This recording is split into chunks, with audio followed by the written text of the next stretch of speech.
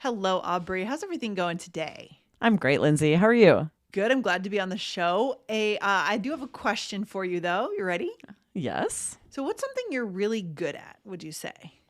I think I'm really good at hosting Open Conversation Club. Nice, nice. So, you've got it down. I mean, we've been doing Open Conversation Club for a couple of years now, right? And you've really got it down. Yeah, I think so. It comes pretty naturally to me, but also, Yeah. like you said, after a couple years of something, usually you've got it down, right? Yes. I love hosting it. It's very fun. I Yes. really love, for Open Conversation Club, for those of you who haven't been able to attend, I send the students to breakout rooms and we have conversation starters. And then I bring everyone back after like 5 minutes. Yeah. And it's so fun to hear what came up in their conversations. It's often Yes. really interesting where the conversation goes and they're connecting, and it's so That is so interesting. And so it's fun to facilitate that conversation. For sure. And maybe in the beginning, you already had that natural talent, but we have certain logistics that we follow, right? As we execute Sure. on the task, as we host this. So those are the logistics that you were able to get down. You got them Exactly, down. right? When the more you do something, the more it becomes second nature. Yeah. So this is interesting. We got a question about this phrase, I've got it down. I'm excited to dive into this and some related phrases today. Me too. But be sure to hit follow, guys, wherever you listen to podcasts. If you're not subscribed, if you're not following, you're likely missing some of our episodes. Yeah, you don't want to do that. You definitely don't want to miss an episode of All Ears English. So hit that follow button now. And I'm going to go ahead and read the question, shall I? All right. Yeah, let's do it. Okay, the listener says, "Hi Lindsay, Aubrey, and Michelle. I love your podcast. It has become a regular part of my daily routine. I often listen to 1 or 2 episodes and take notes on everything I find interesting." That's wonderful. Yes, I love that. I'm not exaggerating when I say that I have notes from over 1,000 episodes. That is Amazing. so great. Oh my God, I we love love that. our listeners. I came across a great expression from a movie that might be interesting to explore. I've got it down. This quote is from Julia Roberts in her role as Erin Brockovich. Love that movie, by the way. Yes, it's so good. It's so good. I'm an extremely fast learner. You show me something in a lab once and I've got it down. And I think I remember that scene when she said that too. Yes. Thank you for that amazing podcast. Love, Angela. All right. Yes. Thank you, Angela, for this great question. I love that you watched Erin Brockovich. I know. Anyone out there listening, if you haven't seen it, highly recommend. Totally Julia watch Roberts it. is fantastic. She's great in that movie. She's really good in it. And it's a heartwarming movie. It's a very important movie about environmental law, right? So Yep. definitely check it out. Yeah, but this is such a great phrase for connection because we want to be able to share our skills, our talents, what we have worked hard to get down, right? When you say I've got it down, it shows confidence. People know they can trust or rely on you if you're using this at work, for example. Yes. Yes. So, I mean, again, let's just reiterate, Aubrey, what exactly does it mean? Yeah, to say I've got it down means you know how to do it. You're confident in your skills. You've mastered this. And often it's like you were saying, Lindsay, some things come naturally to us. But usually if we say, okay, I've got this down, it means we've worked at it. We have the experience now and we've improved at some skill. Yeah, we've trained ourselves in some way for this task, right? So again, the example is Julia Roberts said in her role, I'm an extremely fast learner. You show me something in a lab once and I've got it down, right? Yeah. So she is saying that anything she learns, anything she sees, she learns it quickly. She masters it quickly. So this is a very confident thing to say. If you've seen something done once or maybe done it once, then you know how to do it confidently. Yeah. It could be a lab experiment. It could be a math problem. She's saying that she won't need the lesson repeated again and again. She won't need to be trained. She can do it independently. Right? Exactly. So let's show how this could look in conversation with a couple mini role plays. Okay. Lindsay, want me to show you how to use the app? No, I've got it down. Nice. So this is often the way we will say this instead of I have learned it or I have figured it out. This is a very native, natural way to say you understand it. You have it mastered. Exactly. And then another one. That's a complicated recipe. Oh, don't worry. I've made this 1,000,000 times. I've got it down. Nice. So you're sharing that you are confident in your skills. You have done this before. You know that you could do it well when you say, I've got it down. All right. And Or the last one. lastly, do you need help setting up the IKEA furniture? no, I've done this before. I've got it down. And that might be overconfidence there. We've been talking about IKEA furniture a lot on the show. I think with Michelle and I, we were chatting about it too. Assembling. And I do furniture. agree with this, that once you've done them a few times, once you've put together a few dressers or beds or whatever it is, you likely do have it down, because it's the first time you do it, it seems so counterintuitive. It's really difficult to follow the instructions, but once you've done a few of them, you've got it down. Oh, we've been setting up a lot of things lately because, as our listeners know, I've already announced on this show that we have a baby coming to our home. So exciting.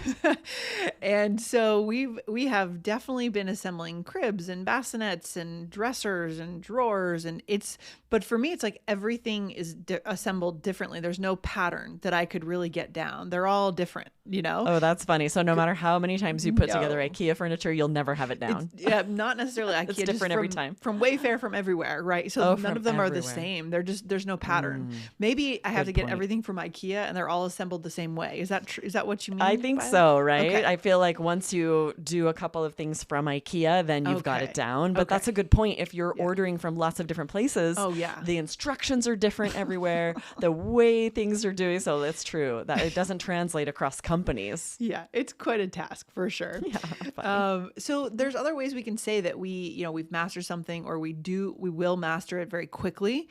Like it's second nature to me. Second nature is a great one, Aubrey. What do we mean by this? Yeah, this means you're so used to doing something, you don't have to think about it, right? You're confident, but not bragging. So we'll do a little role play here too. Do you remember the dance choreography? Oh yeah, at this point, it's second nature to me.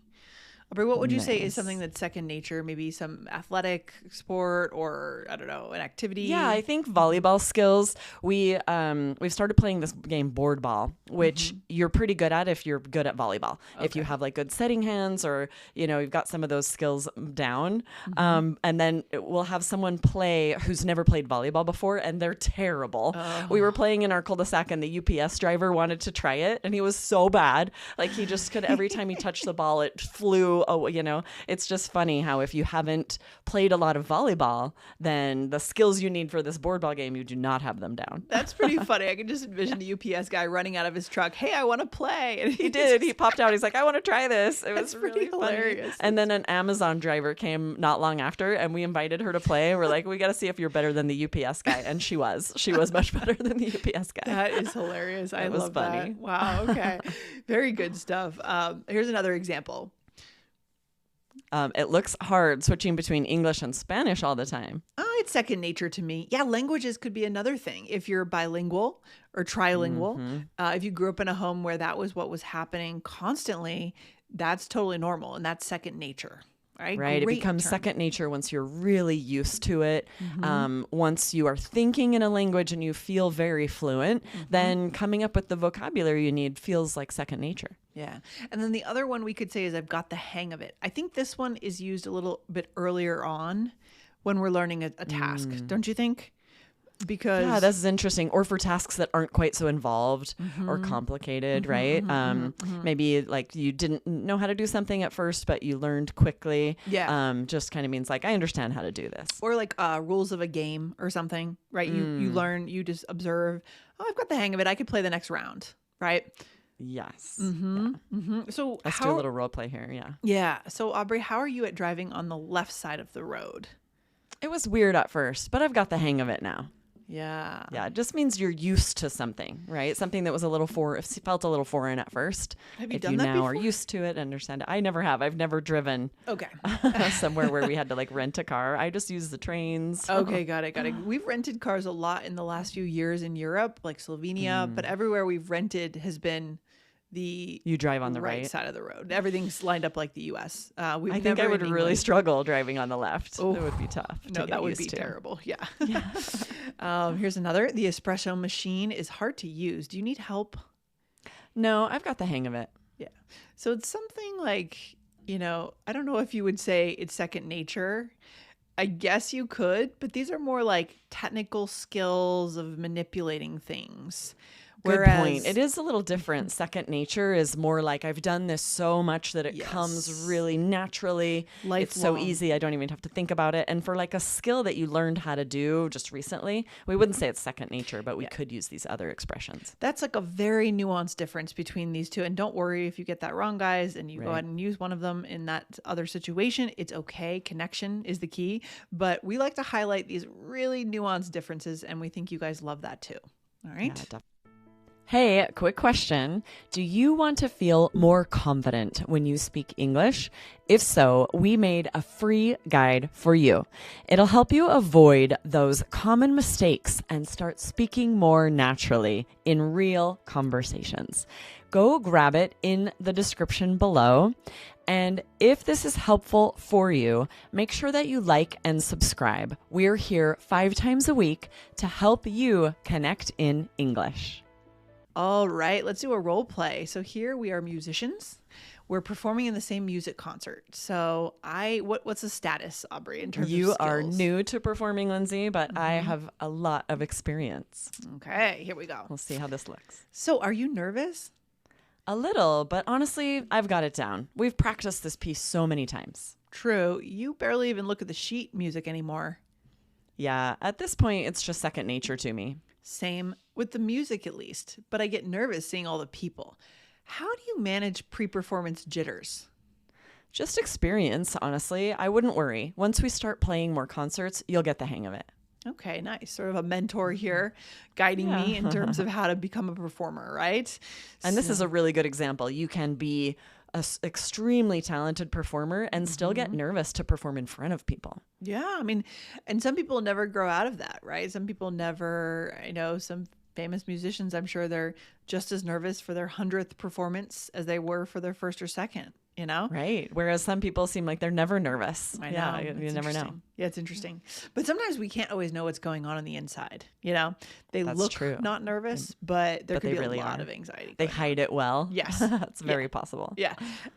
So I asked you, are you nervous? You said a little, but honestly, I've got it down. So you feel like you've mastered this thing. Exactly, right? I know the music well. I know the piece well. I say, we've practiced this piece so many times. I've got it down, meaning I feel confident that I have this skill mastered. And then I say, oh, wow, yeah, I noticed that you barely look at the sheet music at all. And you said, yeah, at this point, it's just second nature. So it's like in your bones, right? It's like, that's what I think of second nature. This skill, for me, it's definitely downhill skiing. It's very much in my bones. I've done it since I was 3 years old. Like it just happens. You know, it's just very natural. Yeah. That phrase, it's just second nature, we use very similarly to when we say this comes naturally to me. So it's something that you have practiced so much or done so much or for so long that you don't have to think about it anymore. It comes very naturally. That's when we'd say it's second nature. Yes, I love that.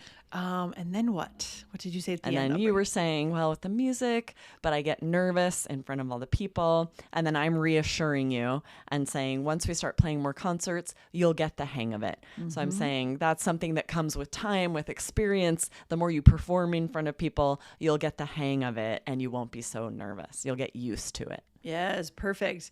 Great episode for talking about, I feel like this kind of topic could come up a lot for our listeners in connection moments, in talking about what you do well, what you've been doing, maybe when you're teaching someone how to take on this new skill, right? Yeah. You know, the other way I love to use these phrases as far as a connection skill is if someone compliments you and maybe you have a hard time taking compliments and it's sort of awkward, you're not sure what to say. These are great phrases, right? If someone's like, you're so good at that, I'd be like, yeah, I've got the hang of it. It's sort of a modest, humble way of saying, yes, I've gotten this figured out instead of saying, I don't know, like, yeah, I'm amazing. Right? Right. Because it can be awkward to know what to say when someone compliments you like that, right? Yeah. And you don't want to be like, no, I'm not, or I don't know, false modesty. This is a great way to acknowledge that you have, you know, perfected a skill, mastered a skill with this really interesting phrase. Especially get the hang of it because it implies something that you've gone through the process of learning it, right? So that's the humility that you're talking about. Yeah, good point. Because if you say, oh, it's second nature, that's not so much showing humility because it's not, you know, it isn't about having mastered a skill putting in the time. Yeah. But these others, that's what it implies, is that, yeah, I put in the work to get good at this. That's an interesting point, Aubrey. I love that idea. That's a real connection point right there. So that could be another use of it, guys. So use this to build your relationships. And in the meantime, go over to 2566. Does strong English run in your family? All right. Yes, that was a great episode. Scroll up if you missed it. Awesome, Lindsay. I'm excited for all of you out there listening to use these phrases to connect in English about things that you have put the time in to master. Awesome. All right, Aubrey, we'll see you very soon. Have a good day. Awesome. See you next time. Bye.